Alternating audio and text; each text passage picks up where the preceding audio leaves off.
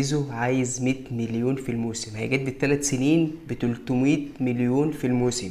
معلش يعني معلش، مفيش لاعب في مصر، لاعب في مصر مش زيزو بس، زيزو احسن لاعب في مصر واحسن ومن احسن اللعيبه اللي موجوده في افريقيا، وكلنا عارفين كده، اهلاوي زملكاوي اي حد عارف كده كويس. بس مفيش لاعب في مصر بيلعب في دوري محلي في مصر مصري يستاهل 15 مليون جنيه. 15 مليون جنيه ده كتير.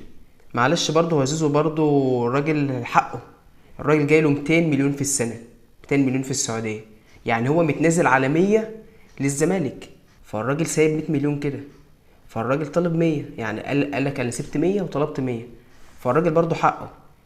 بس ما 100 كتير يعني، ولا حتى 30 ولا حتى 20. يا جدعان مفيش لاعب حتى لو بيلعب اهلي وزمالك يستاهل 15 مليون جنيه.